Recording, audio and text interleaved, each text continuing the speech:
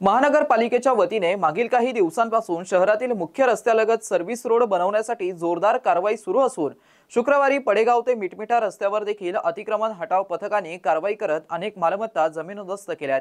तर यापुढे मनपा प्रशासनाकडून जळगाव रोडवर कारवाई करण्यात येणार असल्याचं नियोजनात सांगण्यात आलंय।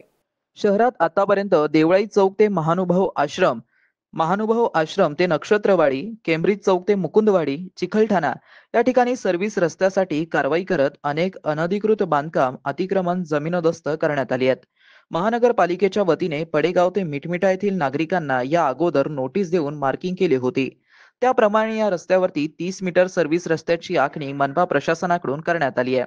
त्यानुसार शुक्रवारी दुसऱ्या दिवशी सकाळीच अतिक्रमण निर्मूलन कारवाईचे प्रमुख संतोष वाहुळे आपल्या मोठ्या फौज फाट्यासह दाखल झाले। अतिक्रमण रस्त्यावरती बांधकाम केलेल्या मार्किंगनुसार पाडापाडी कारवाई सुरू केली। यात मोठ्या मोठ्या आस्थापना इमारती व बांधकाम पाडण्यासाठी करण्यात आले। काही ठिकाणी अतिक्रमणाला पथकाला विरोध करण्यात आला, परंतु अतिक्रमण पथकांनी कारवाई केलीच। शुक्रवारी पडेगाव मिटमिटा या ठिकाणी 30 मीटर सर्व्हिस रस्त्यासाठी कारवाई करण्यात येत आहे। या कारवाईत अतिक्रमण निर्मूलनचे प्रमुख संतोष वाहुळे, उपायुक्त सविता सोनवणे, सहाय्यक आयुक्त झोन क्रमांक 1 चे संजय सुरडकर, झोन क्रमांक 2 चे सहाय्यक आयुक्त रमेश मोरे, इमारत निरीक्षक मझहर अली, रवींद्र देसाई, सागर श्रेष्ठ, नागरी पथक प्रमुख प्रमोद जाधव यांच्यासह पोलीस विभागातील मनपा अतिक्रमण हटाव पथकातील अधिकारी कर्मचारी यामध्ये सहभागी झाले होते।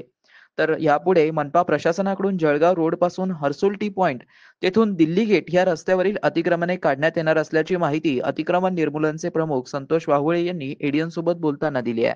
शहरांमध्ये ज्या ठिकाणी असतील त्या ठिकाणी आम्ही नियमितपणे कारवाई करून हे केलं। पिया मार्केट जे आहे, पिया मार्केटचे तिथलं जे आम्ही नाल्याचा प्रवाह आहे तो पण सुरळीत केलेला होता। आणि त्याबरोबर म्हणजे ज्या ज्या ठिकाणी आम्ही लक्षात येतं किंवा आम्हाला नागरिक तक्रारीद्वारे याच्याद्वारे निदर्शनं आणून देतात ते आम्ही तात्काळ त्या ठिकाणी कॉग्निझन्स घेऊन कारवाई करतो। हे 2 तर नाले निश्चितपणे आज आम्ही मोकळे करू शकलो। सर, पुढचा मोर्चा कुठे राहणार आहे अतिक्रमण विभागाचा? पुढचा जो आमचा ठरलेला आता ठिकाण आहे ते सिडको बसस्टँड जे आहे, सिडको बसस्टँडपासून ते हर्सुल टी पॉईंट आणि हर्सुल टी पॉईंटपासून ते दिल्ली गेटपर्यंत हा तो VIP रस्ता आहे तो पूर्ण तो कव्हर होईल। त्याच्यामध्ये त्या रस्त्यावरील नागरिकांना याबाबत तुम्ही पूर्वकल्पना दिली आहे? हो, जाहीर प्रकटन पण केलेलं आहे। त्याबरोबर आमच्या ज्या टीम्स आहेत त्या प्रत्यक्ष जागेवर जाऊन त्यांनी जाहीर आवाहन पण केलेलं आहे। त्याबरोबर जागेवरती जाऊन आम्ही अनाऊन्समेंट सलग 2 दिवस झालं अनाऊन्समेंट पण केलेले आहेत। नागरिक प्रतिसाद देत आहेत आम्हाला। एडीएनच्या मार्फत काय आवाहन कराल या रस्त्यावरील लोकांना एवढंच आव्हान आहे की मान्य उच्च न्यायालयाने जे निर्णय दिलेला आहे त्याच्यानुसार व्यावसायिक मालमत्ता आणि त्यातला जो माल आहे तो स्वतः काढून घ्यावा आणि नुकसान टाळावं। आणि जर रहिवासी मालमत्ता असतील तर त्यांनी तात्काळ ते 15 ऑगस्टपर्यंत आपण स्वतःहून निष्कासित करावं जर ते सर्व्हिस रोडमध्ये असतील। आणि त्याच्या व्यतिरिक्त जे व्यावसायिक किंवा रहिवासी मालमत्ता असेल त्यांनी तात्काळ स्वरूपात आपलं मालमत्ता ही गुंठेवारीमध्ये नियमित करून घ्यावी। आणि त्याचं नियमितीकरण झाल्यानंतर जो काही अतिक्रमणाचा बडगा असतो तो त्यांच्यावर उचलला जाणार नाही। सगळ्या शहराला उत्सुकता आहे की जालना रोडवरच्या मोठमोठ्या ऑर्डिनन्स यांच्याकडे दुर्लक्ष केलं जातं, या संदर्भात कारवाई होईल असं सगळ्या शहराला वाटतं। नाही, माननीय प्रशासक महोदयांचा हाच मानस आहे की आपलं जळगाव रोड एकदा कंप्लीट झाला की प्राधान्याने आम्ही बाबा पेट्रोल पंपापासून ते API कॉर्नरपर्यंत आम्ही सर्वच हे रस्ता परत घेणार आहोत। आणि ज्या त्याच्यामध्ये दिलेल्या ज्या मार्गिका आहेत त्या 45 मीटरच्या अंतरावरती आहे, त्यानुसार त्या पूर्ण रस्ता मोकळा केला जाणार आहे। या कारवाईमध्ये आम्हाला प्रामुख्याने एक बाब निदर्शन आली की ज्या रस्त्यांवरती जे नाले आहेत आपले त्या नाल्यांमधून जो नैसर्गिक प्रवाह आपल्या पावसाच्या पाण्याचा असेल, नाल्याचा असेल तो सहजपणे पास व्हायला पाहिजे। तर त्याच्यावरती बऱ्याच लोकांनी अतिक्रमण केलेलं आहे आणि त्या अतिक्रमणामुळे त्याचा जो मुख्य प्रवाह मार्ग आहे त्याच्यामध्ये अडथळे आलेले। त्यामुळे भविष्यात जर मोठ्या प्रमाणात एखादा पाऊस झाला तर लोकांच्या घरामध्ये पाणी जाण्याची शक्यता त्यामुळे नाकारता येत नाही, जीवितहानी वित्तहानी होऊ शकते। त्यामुळे असे आम्ही मिटमिटा शाळेच्या अलीकडे आणि या ठिकाणी आम्ही त्या पूर्ण नाले हे मोकळे करण्यासाठीची मोहीम राबवलेली आहे। आणि निश्चितपणे ज्या नाल्यांवरती ज्यांनी अतिक्रमण केलेलं आहे ते आम्ही तात्काळ काढून घेण्यासाठी कारवाई करणार आहोत। मिटमिटाचं जे आहे शाळेजवळ त्याबद्दल काय सांगणार? नाही, त्याच्यावरती तर पक्कं बांधकाम केलेलं आहे। खालून बेसमेंट मोठ्या पद्धतीने एक वॉल तयार करून मग त्याच्यावरती प्लॅटफॉर्म तयार करून हे चालू आहे। कम्प्लिटली बदललेलं म्हणजे जो मूळ नाल्याचा प्रवाह आहे असं गृहीत धरू आपण की ती 40 फूट आहे तो 15 फुटाच्या घरामध्ये राहिलेला आहे, म्हणजे 25 फुटापर्यंत त्यांनी गेलेलं आहे। तर हे जे आहे हे भविष्यात अशा कुठल्या नैसर्गिक आपत्ती आल्या तर त्याला मोठ्या जीवितहानीला याला एक प्रेरक ठरू शकतील गोष्टी। त्यामुळं महानगरपालिकेने दोन्ही ठिकाणचे जे नाले आहेत ते आम्ही केलेले आणि जे आमच्याकडे JCB आहेत त्याचं खोलीकरण करून त्याचा मुख्य जो प्रवाह आहे तो मुख्य प्रवाह आम्ही नियमित करण्याचा प्रयत्न केलेला आहे.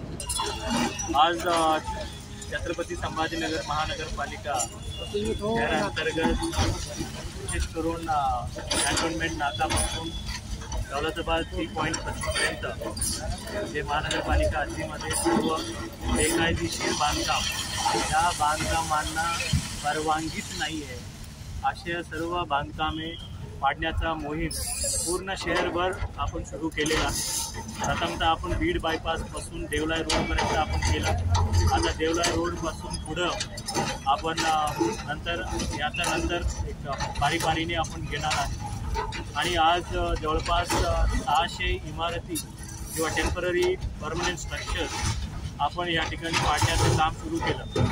आज माझ्या बाजूला मिस्टर बाबूलाल महापुरे साहेब आहेत. त्यांचं बेकायदेशीर बांधकाम त्यांनी 5-6 महिन्यापूर्वीच त्यांनी बांधकाम केलं होतं, परंतु दुर्दैवाने त्याला आम्हाला तोडावं लागलं. जर ते परवानगी घेतला असता ते त्यांचा एवढा नुकसान झालं नसतं. आणि तसेच शहरामध्ये आम्हाला सांगायचे की बेकायदेशीर बांधकाम तुम्ही बिना परवानगीने बांधकाम करू नका. तुम्ही परवानगी घ्या आणि परवानगी घेत असताना काही अडचण आला नक्कीच तुम्ही आयुक्त अपर आयुक्तपर्यंत तुम्ही लगेच येऊ शकता. आणि विशेष करून आता ज्या भागामध्ये बरेच भागामध्ये बेकायदेशीर बांधकामं केल्यामुळे त्याला गुंठेवारी अधिनियमामध्ये नियमानुकूल आपल्याला करता येतं. 31 डिसेंबर 2020 पूर्वी जे काही बांधकामं उभे आहे त्या सर्व बांधकामं जर ते नियमानुकूल करता येत असेल, म्हणजे ज्या ठिकाणी रस्ता नाही आहे, गार्डन त्या भागामध्ये येत नसेल, त्या गुंठेवारी आम्ही करू, जेणेकरून लोकांना पाडापाडीपासून आम्ही त्याला थांबवू शकतो.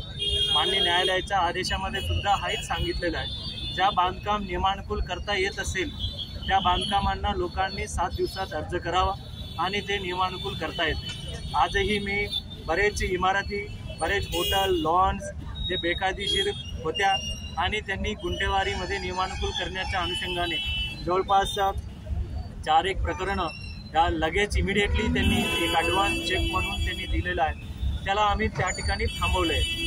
ज्या ठिकाणी बांधकाम नियमानुकूल करता येतं ते 100% आम्ही नियमानुकूल करू, जेणेकरून लोकांच्या अनावश्यक नुकसान करण्याच्या महापालिकेचा अजिबात इच्छा नाही आहे. बांधकाम हे तरी 100% ते फक्त इथंच नाही, पूर्ण शहरामध्ये छत्रपती संभाजीनगर शहरामध्ये जे काही बांधकाम रस्त्याच्या बाजूला आहे किंवा आत आहे, जर बांधकाम परवानगी घेतला नसेल हे सर्व बांधकाम जे आहे ते तोडलं जाणार आहे. त्यामुळे मी नागरिकांना आवाहन करतो, कळकळीचा विनंती करतो की तुम्ही तुमच्या बेकायदेशीर बांधकाम असेल, परवानगी घेतला नसेल, तुम्ही ताबडतोब महापालिकेचा तुम्ही अर्ज करा, गुंठेवारी नियमानुकूल करावा. अन्यथा मला नाईलाजाने आम्ही हृदयावर दगड ठेवून तुम्हाला तोडावा लागेल. त्यामुळे मी हात जोडून विनंती करतो की तुम्ही बेकायदेशीर बांधकामांना नियमानुकूल करा. परंतु ज्या ठिकाणी रस्त्यावर बांधकाम येत असेल, बिना परवानगीचा असेल, तो 100% ते कोणाचाही असो, किती मोठ्या माणसाचा असो, ते तुटला जाणार आहे. आणि ज्या ठिकाणी परवानगी घेऊन पुढे येऊन सरकला असेल, रस्त्याचा अतिक्रमण करत असेल, त्याही बांधकामं तोडलं जाणार आहे. आणि एक महत्त्वाचा प्रश्न लोक विचारत आहेत हे की लगेच रस्ता करणार आहे का? 100% ज्या ठिकाणी ज्या रस्त्यासाठी लोकांनी ऑलरेडी महापालिकेला जागा हँडओव्हर केलेली असेल त्या ठिकाणी आम्ही 100% रस्ता करणार. परंतु ज्या लोकांनी अजून हँडओव्हर केले नसेल त्या ठिकाणी आम्ही जोर जबरदस्तीने काहीही करणार नाही.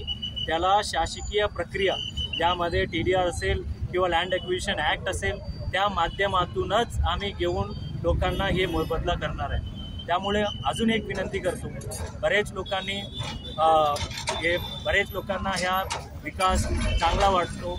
ज्या लोकांना गरीब जो कोणी बेघर होत असेल, आपण ऑगस्ट 15पर्यंत त्यांना मुभा दिलेला आहे, परंतु तरी त्यांना बेघर होत असेल, काही सामाजिक संस्थांना मी विनंती करतो त्याला जबाबदारी घ्यावा. शासन म्हणून 2.5 लाख रुपये PMAYमध्ये आणि 2 लाख रुपये लेबर डिपार्टमेंटच्या माध्यमातून 4.5 लाख रुपये भेटतात. अजून काही लोकांनी हा सामाजिक जबाबदारी उचलून जर केला मग हा शहर विकास होत असताना कोणीही माघार किंवा बेघर राहणार नाही, एवढंच मी या ठिकाणी आवाहन करतो. मित्रांनो, ही बातमी तुम्हाला कशी वाटली आमच्या कमेंट बॉक्समध्ये प्रतिक्रियेच्या स्वरूपात नोंदवायला विसरू नका. अशाच बातम्या बघण्यासाठी आणि अपडेट राहण्यासाठी आमच्या YouTube चॅनलला सबस्क्राईब मात्र करायला विसरू नका. धन्यवाद.